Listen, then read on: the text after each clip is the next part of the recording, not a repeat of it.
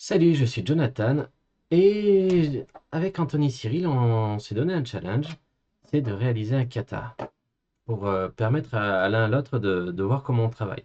Et ce kata, donc c'est un kata que j'ai trouvé donc sur le GitHub d'Anthony. Et l'objectif est de mettre en place un système de paiement de salaire. Donc il y a des règles métiers, on va les traiter. Voilà. Donc l'objectif c'est que je montre comment je résous ce problème. Alors, je vais partir du principe qu'il y a plusieurs choses qui sont un petit peu floues dans le système. Donc, j'utiliserai un joker pour dire que c'est moi qui détermine. Il pourra éventuellement y avoir une deuxième passe pour expliquer, pour reprendre le système. Donc, je ferai peut-être une deuxième vidéo où on dira, et après définition, je dirai, bah, c'était pas comme ça que ça fonctionnait, mais plutôt comme ça. Donc, ça pourrait permettre une deuxième vidéo où on voit comment on corrige quelque chose, comment on corrige les hypothèses qui sont les mauvaises.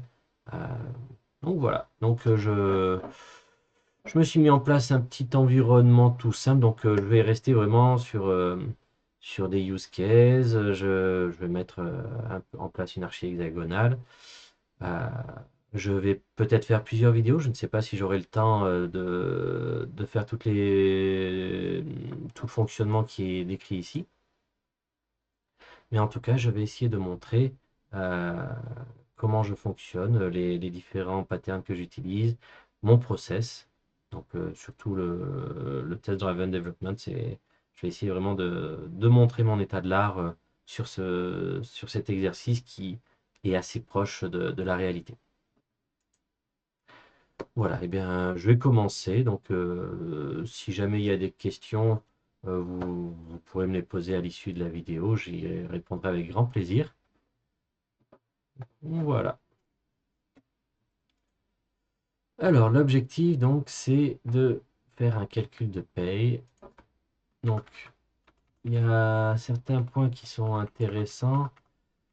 Donc, on a un administrateur qui gère le système. Donc, pour le moment, je ne vais pas m'embêter avec de l'authentification, de savoir si c'est l'administrateur ou pas. Je vais vraiment me focaliser sur le cœur du métier. Je veux mettre ça à disposition pour l'administrateur pour qu'il puisse travailler direct avec. Donc je vais exclure le fait puisse y avoir d'autres personnes qui accèdent. Donc on paye certains salariés le vendredi, d'autres salariés un vendredi sur deux. Euh, L'application est lancée une fois par jour, donc ça génère un rapport de paye pour chaque employé. Donc l'objectif est de générer ce rapport de paye. Donc je vais partir du principe que chaque rapport va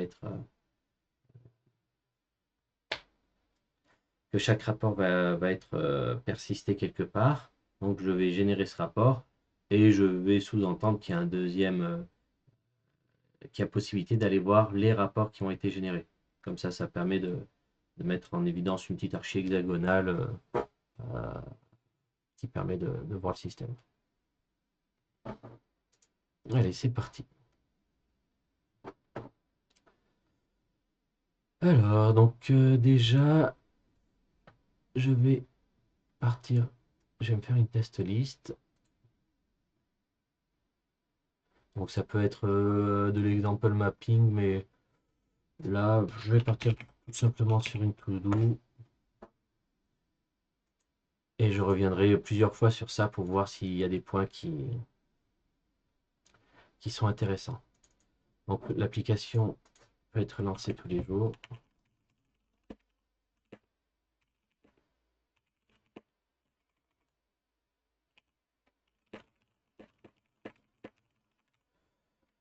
Euh, je vais partir du principe que l'application peut être lancée plusieurs fois par jour. Si je relance, bah, ça doit prendre en compte les nouveautés, s'il y a eu des nouveautés, mais que ça ne doit pas écraser quoi que ce soit, enfin que ça doit toujours donner un résultat identique sinon. Euh,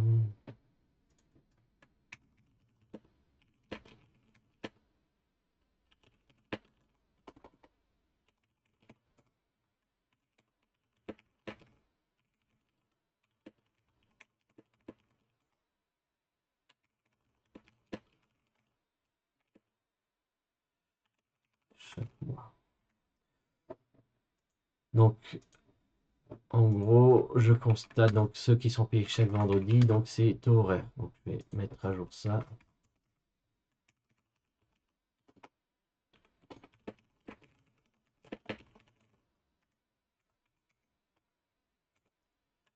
Euh, les autres, ils sont payés un vendredi sur deux, c'est un fixe mensuel.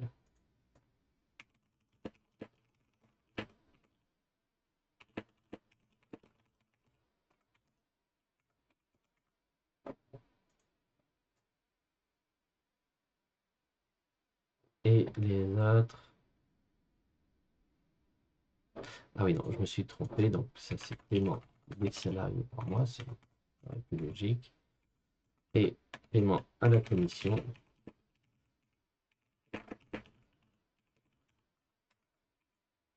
un vendredi sur deux.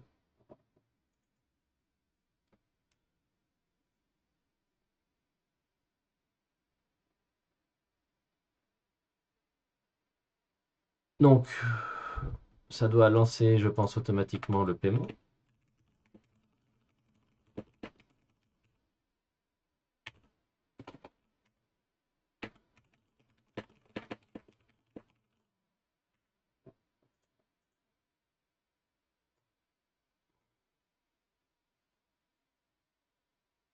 Donc, globalement, voilà, la personne va, dans ce que je comprends, la personne va configurer tout son système. Et une fois par jour, elle va déclencher les payes. Donc, ça va soit calculer des choses, euh, soit ça va émettre, euh, ça va émettre le paiement. Peut-être même que globalement, on pourrait dire que ça fait qu'émettre le paiement et ça calcule le salaire seulement sur la période indiquée, ça la sauvegarde.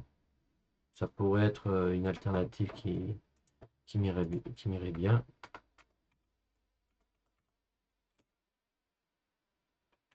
Donc, paiement des salariés chaque vendredi, paiement des salariés chaque mois.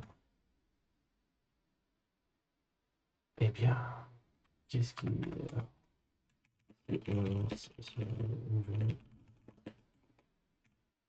Il n'y a pas de paiement.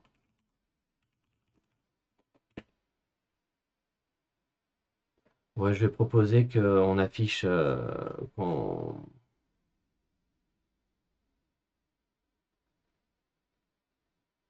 ça ne déclenche rien. Sauf si on me le demande plus tard, mais ça va rien déclencher. Ensuite, l'administrateur pourra aller voir ce qui a été payé s'il souhaite. Mais je vais pas faire une fonction qui renvoie quelque chose. Ok.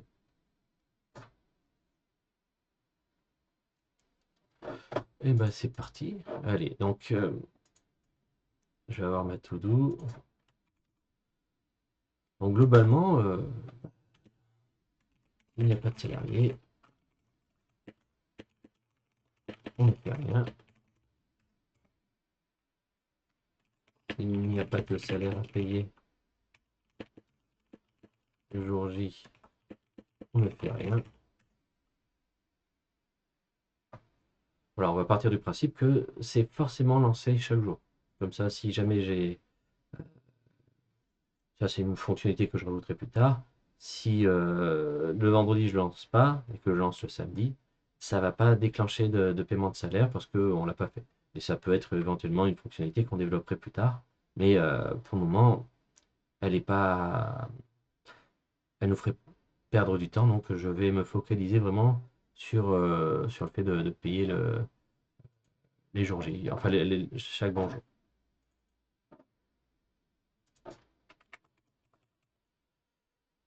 Euh,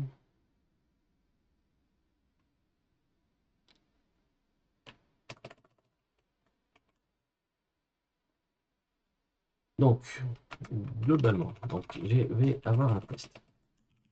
Je ne sais pas encore comment l'appeler. Je vais alors, expect Alors voilà, expect. Je m'attends à ce que ça paye 0 à personne pour le moment. Salary. Hop, et je lance mon test. Je m'attends à ce que j'ai quelque chose quelque part qui s'appelle salary et qui soit même un tableau vide plus exactement. Donc salary n'existe pas, je vais créer la variable.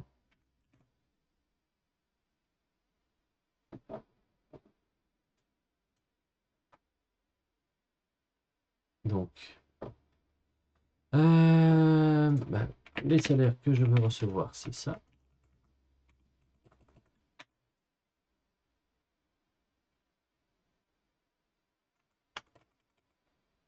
Alors là, il me dit que ça va être une strict equal.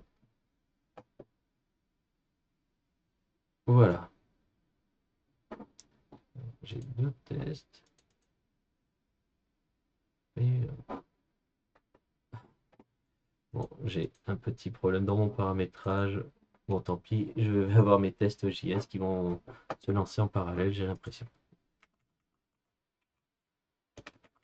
Donc, qu'est-ce qui se passe? Bah là, donc j'ai un salaire qui est là.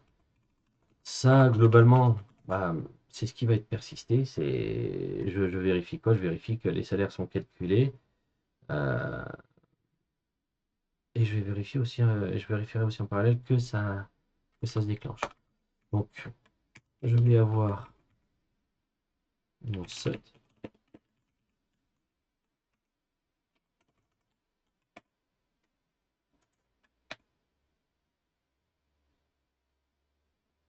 Payroll n'est pas défini. Alors, c'est new payroll.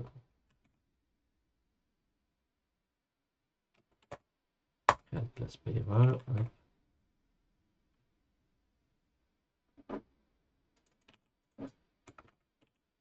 Je veux que ça fasse un calculate payroll.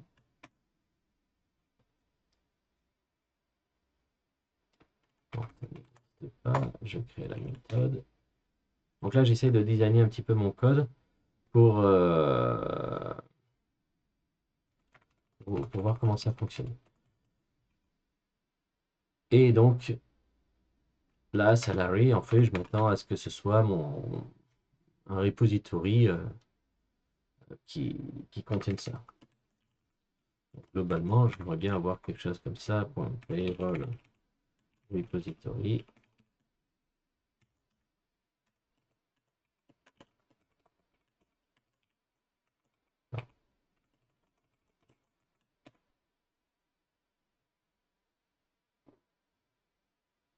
Alors, donc undefined, c'est payroll, donc il me faut un payroll est égal à new payroll repository for test.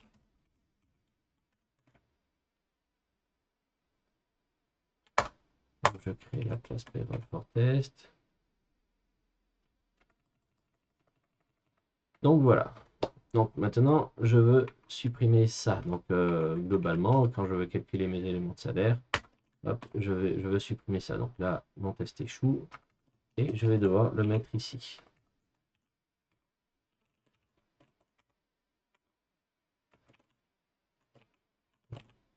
J'ai pas copié la bonne ligne. Voilà. Donc je lance.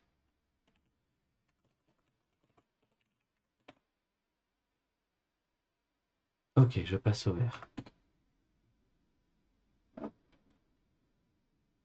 Donc, je calcule mon payroll, j'ai un payroll repository for test, et donc je me retrouve avec aucun élément de salaire puisque je n'ai rien du tout à calculer. Je vais me faire en sorte que ça existe. Create field. Alors,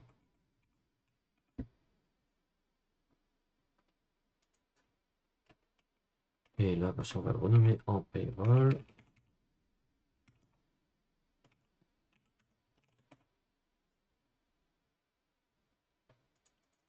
Alors, je dois ici. Et donc ça, je vais créer le champ payroll. Au moment, c'est un tableau, je ne sais pas ce qu'il va y avoir dedans. On va le distinguer plus tard.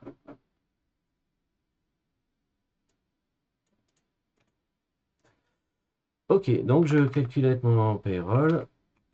Je m'attends à avoir aucun salaire stocké en base, aucun salaire calculé. Et je vais...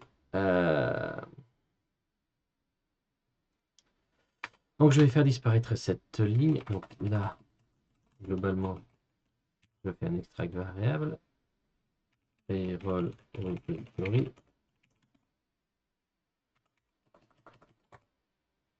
Je peux le mettre en const. J'ai pas besoin du let. Ici, je dois pouvoir faire ça.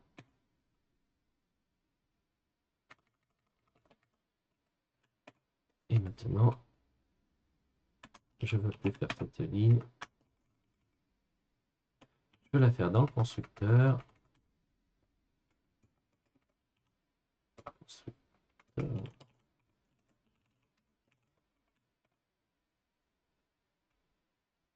Donc, payroll repository.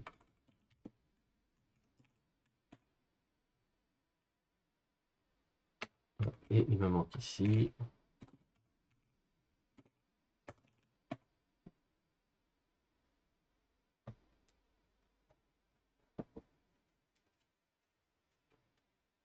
Ok. Et donc là, ça, j'ai pas envie. Bon, pour le moment, je vais le garder comme ça. Je refactorerai plus tard. Ici, pour le moment, je vais laisser comme ça parce que je ne sais pas encore à quoi ça va ressembler. Mais là, en gros, globalement, euh, calculate nothing when no people in company, in the company.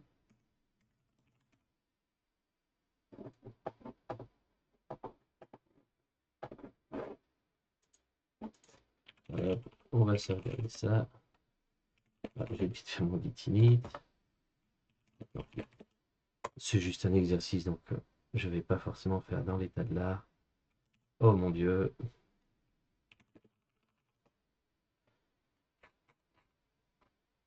J'ai oublié de mettre mon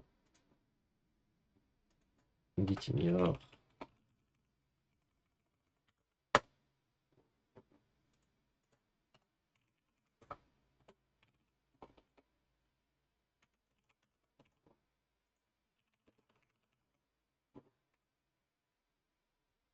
Donc, là c'est bon.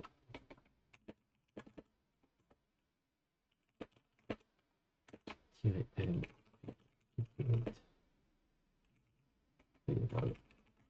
When no, when no people. Et voilà. Donc là, j'ai fait le premier système.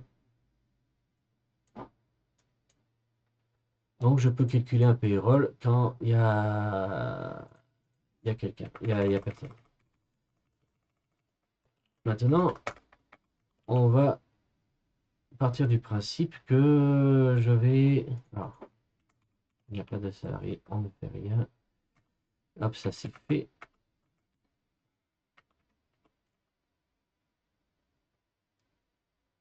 Alors l'application lancée une fois par jour, je ne vais pas le faire tout de suite. Paiement des salariés à l'heure.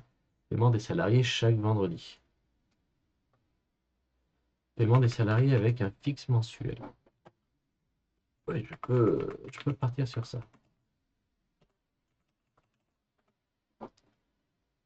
Hop, on va aller revoir le... Donc certains salariés ont un salaire fixe mensuel, ils sont payés une fois par mois. Certains salariés sont payés... Ok, donc le cas le plus simple que je vois, c'est le fixe mensuel. Donc déjà, je vais introduire le paiement de fixe mensuel et je vais partir du principe qu'on est le dernier jour du mois, je ne me pose pas de questions. Alors, je voudrais que je voudrais avoir quelque chose du style employé ID. On va mettre un new ID quand même, ça sera plus sympa. Euh,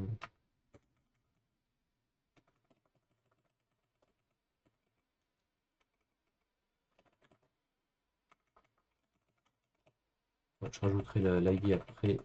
J'ai pas envie de perdre du temps à voir comment on fait. Date.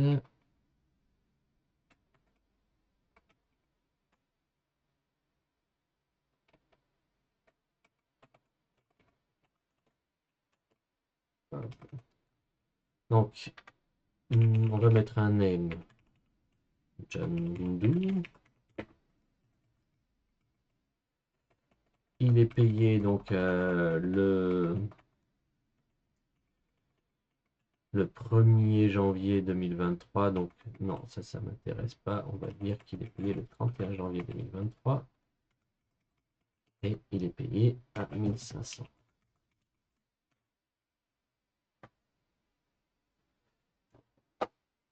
Donc, là, je me rends compte que je reçois rien. J'attends d'avoir un John Doe. Donc, il va falloir déjà que... oh, je vais le faire petit à petit. Je vais payer John Doe, simplement. On va juste partir sur John Doe pour commencer. Et donc John Doe, bah, je voudrais calculer son bulletin, mais il n'est pas connu. Donc,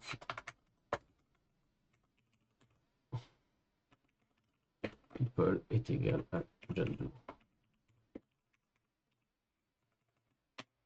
Donc, je rajoute un people et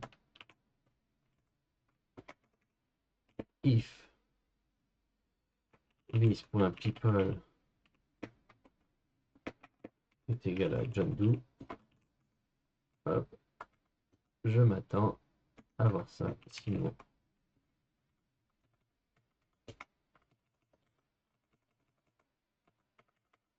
on va faire un return directement.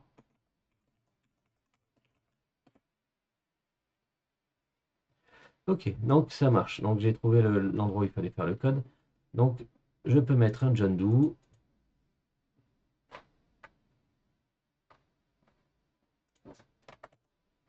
Je peux lui mettre une date. Lire 2023.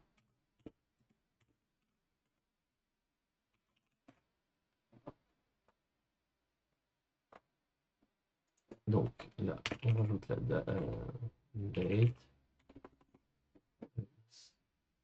Ici, date.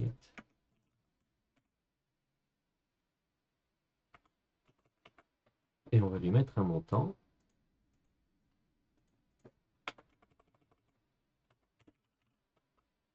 Amount. On va bien payer notre salarié. Allez, 2500 €.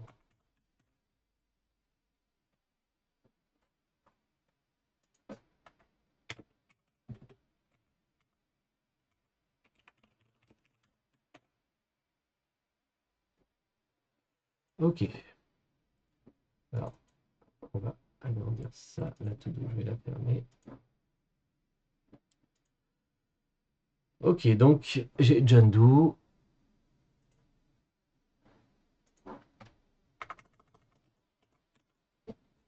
Donc, j'ai John Doe, je paye ça, je paye ça, je paye ça, et je m'attends à ça. Calculate monthly payroll.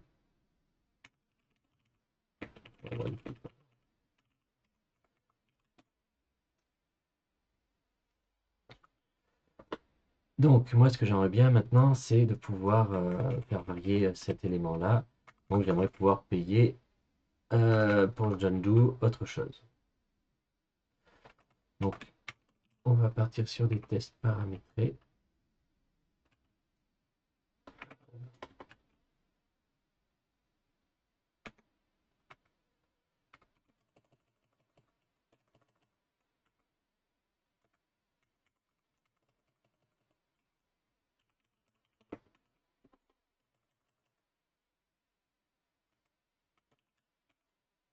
Alors, est-ce que mon test se lance? Type voir.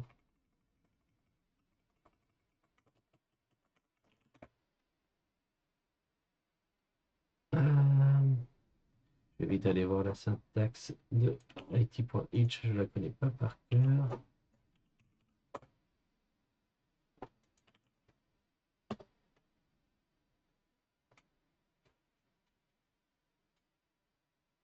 Et en P, voilà, c'est des parenthèses comme ça.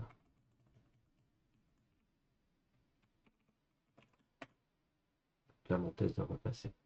Ok, mon test doit repasser. Et je vais m'attendre à avoir ça.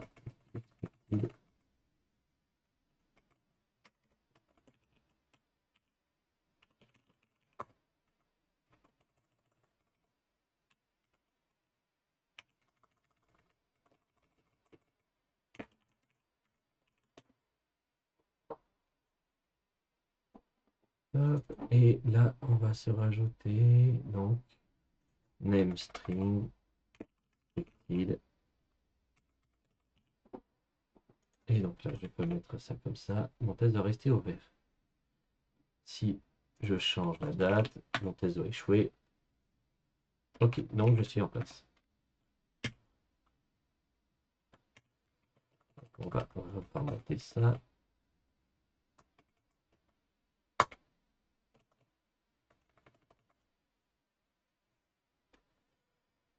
Donc, ben, si maintenant j'apprends quelqu'un d'autre,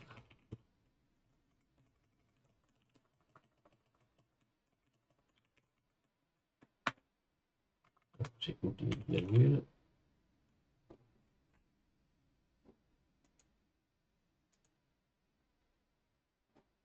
Ok, donc la virgule n'est pas nécessaire.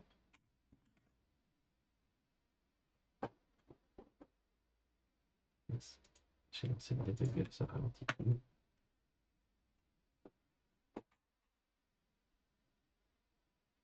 Ok, la virgule n'est pas nécessaire, mais bon, je vais la mettre. Hop. Donc là, je m'attends à voir SULN. Alors, ah, si je mets pas la virgule, ça me change le test. Donc là, je m'attends à voir SULN et j'ai Jumdo. Donc, on va pouvoir faire ça. Donc, name.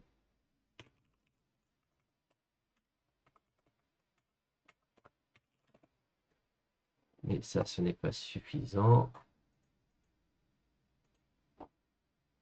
J'ai un tableau vide. Donc ça a quand même fait évoluer parce que là, c'est... on va mettre length supérieur à 0. Je vais repasser sur un test qui échoue. Ah non, c'est pas...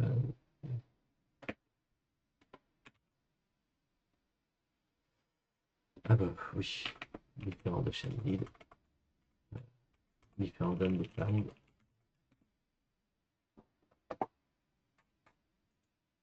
C'est bon, je retrouve bien mon John Doe et là donc je peux mettre list.people.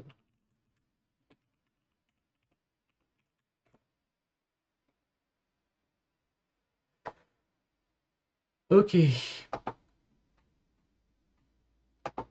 Donc ce people, qu'est-ce que c'est? Bah, c'est les personnes qui travaillent dans ma société. Alors, avant de le mettre en évidence, je vais transformer ça en objet. Donc, name.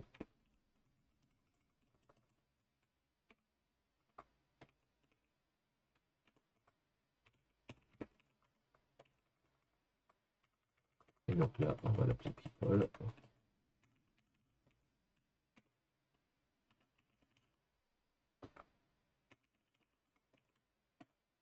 Donc là, ça va faire de nouveau échouer mon test que j'ai.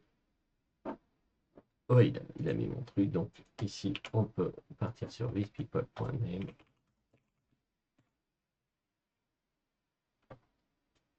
Ok. Donc là, maintenant, j'ai des objets un peu plus sympas. Pas complets, mais au moins ça fait le taf. Donc je vais pouvoir faire apparaître le repository. Donc globalement, j'aimerais faire quelque chose comme ça. People repository.people. Donc là, ça ne marche pas parce que je n'ai pas de people repository. Donc on va faire la même chose que tout à l'heure. People repository est égal à new people repository for test. Hop, people est égal à ça.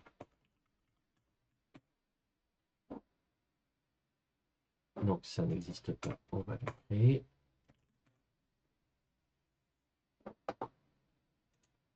Donc là c'est undefined parce que je n'ai pas pris le bon élément ici. Maintenant c'est people. Non, je n'ai pas pris le bon élément.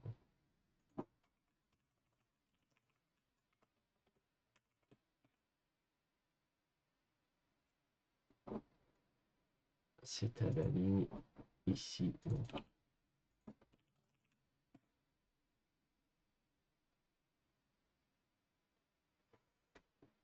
Non, ok, non, oui, c'est mon précédent test, mon premier test qui passe pas. Donc celui-là, qu'est-ce qu'il me dit? Il me dit que j'ai un people repository ici. Mon test passe et celui-là maintenant, il me dit que ici, il me manque people repository. Et là, tous mes tests passent.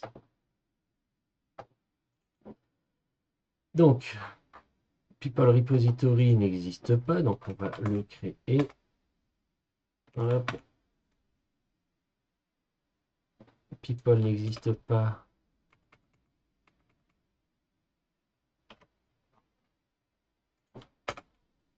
On va le créer. Pour le moment où j'ai any, on va aller changer ça très rapidement. Est-ce que j'ai encore du rouge? Et là, qu'est-ce qu'il n'aime pas?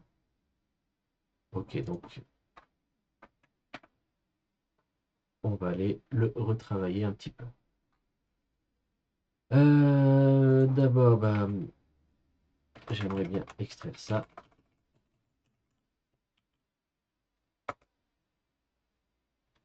Non, je me suis trompé. J'ai enregistré les deux people repository.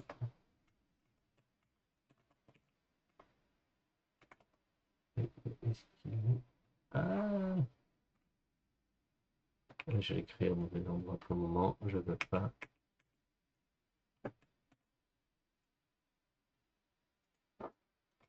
Donc, j'ai extrait ça. People repository.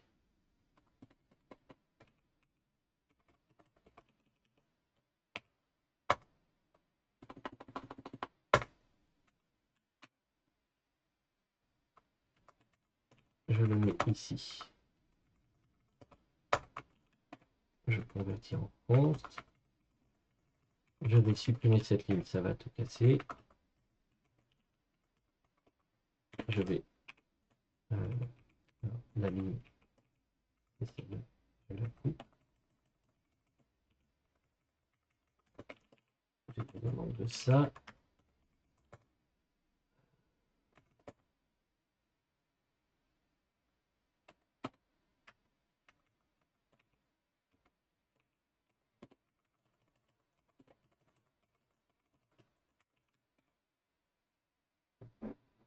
Et donc ici, il me faut mon people repository. Ok, donc voilà. Donc là, je commence à avoir mon set qui est fini. Mes collaborateurs, donc pour le moment, c'est juste des forts tests, mais on va le traiter. Ça, on va pouvoir enlever le set ici. Ça passe, donc je peux le déplacer ici. Là, j'ai envie de commencer à mettre en place. Ça met toujours un petit peu given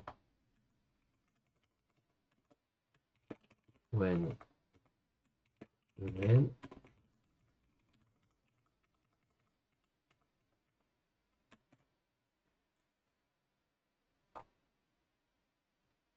Donc là,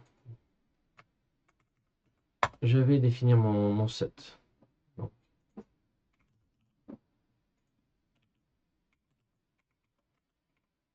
let set du point payroll. un petit before each. Alors, au moment, est-ce que ça me casse des tests? Non. Mais si je fais ça, ça va casser. Donc il faut d'abord, je vais mettre ça ici, donc dans mon before each.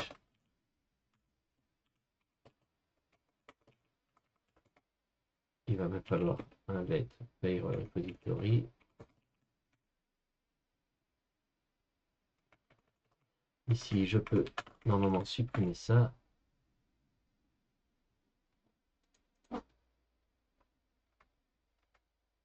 Payroll repository ici est bon. Je vais maintenant faire la même chose ici pour le people repository.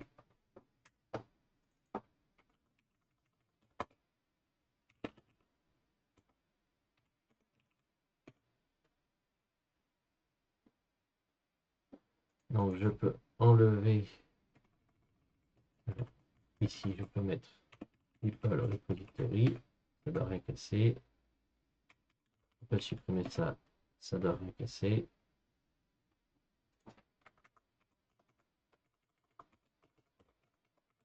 Et maintenant, on peut faire le set. Donc, le set ici, payroll, ça passe toujours. Je peux supprimer le set ici.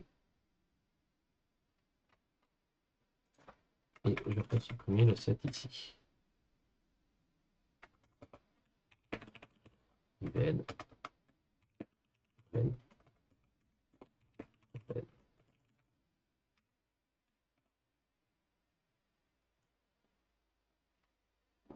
Ok, donc maintenant je veux pouvoir calculer des montants différents. Donc si je travaille avec sous Hélène, il faut une diapo ici. Maintenant elle peut toucher 3000 euros. Et donc pour ça, il faut que j'introduise la notion de fixe mensuel. Donc je vais mettre ce test. Alors, salary, je ne sais pas si c'est le terme. Monthly salary.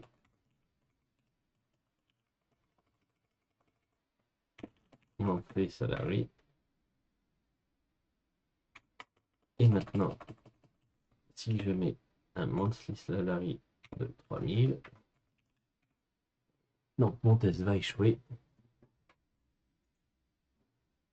J'ai bien ça qui change. Et donc quand je calcule avec le payroll, je vais pouvoir prendre le list.people repository.people.amount. Non, fine, c'est pas amount, c'est salary.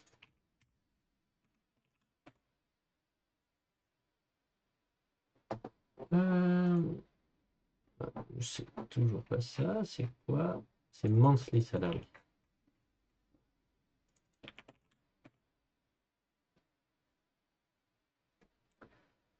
Ok, allez, bah là déjà j'ai envie de créer le type people. Ici ça va être un type. Hop, people. Et interface. Non, on va pas le faire comme ça. On va le faire name de point monthly salary de point. On va mettre un number. Je vais pas me prendre la tête sur les nombres particuliers.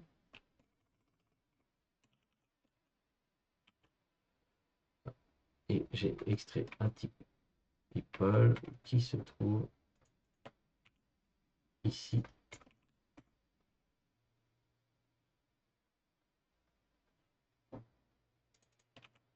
Donc people. Donc quand on calculette le payroll, donc là j'ai pas de type. People ici c'est un type people. Je vais undefined au moment.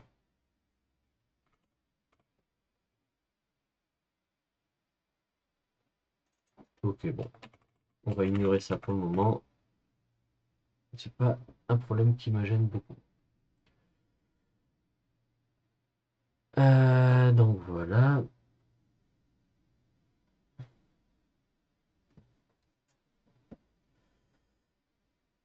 Bah, on va rajouter un système de date. Ou est-ce que ça c'est tout bon? Euh, pour le moment, people, je vais le laisser comme ça. Je ferai un petit refactoring après. Donc là, il n'y a pas de people. Et ben, on va faire un commit.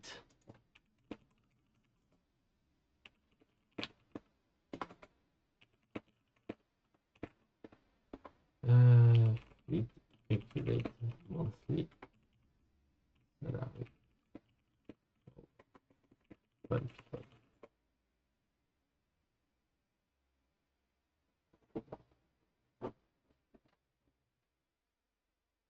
Et donc là, on fait maintenant, bah, je veux pouvoir calculer le salaire de plusieurs personnes. Donc, on va créer un nouveau test. IT. Donc là, calculate salary for many people.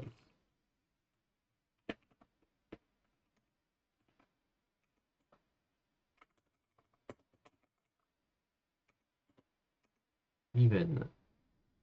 Ok, ça va me faire quelque chose comme ça. When. Ok, il m'a écrit le test et ce qui me paraît juste, il me manque juste ça.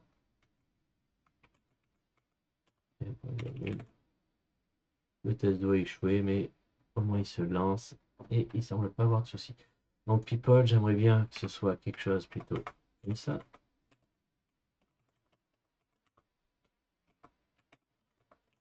Voilà, en termes de design, ça me va un petit peu mieux.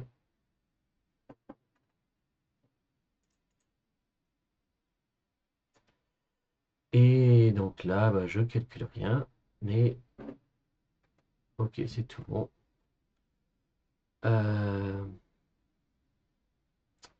Donc c'est dans Calculate Payroll.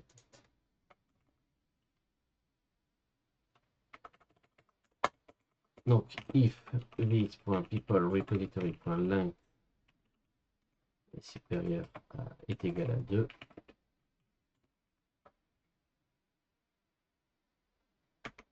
Alors, qu'est-ce qu'il me propose? Est-ce que ça passe?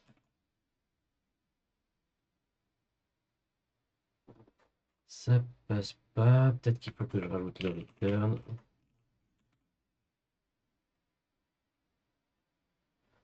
Non.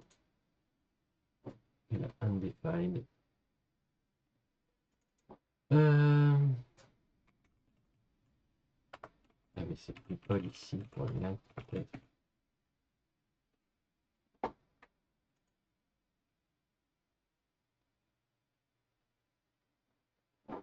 Donc j'ai la première partie qui est bonne, mais il me manque le deuxième. Ah, ouais. Hop. Donc, je vais avoir un push ici.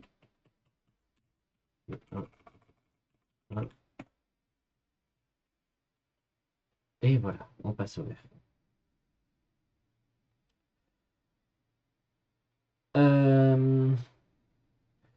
Globalement, là je vais faire un petit commit. Git add, git, est-ce que je commit? Git commit-m. Oui. Donc là, je vais faire un petit refactoring donc, pour être sûr de ne pas le casser. Il va avoir un peu plus d'une étape. Globalement, je veux qu'ici, ça soit un tableau de people.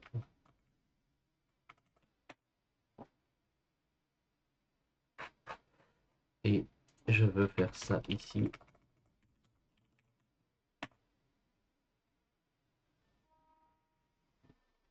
Et ça passe.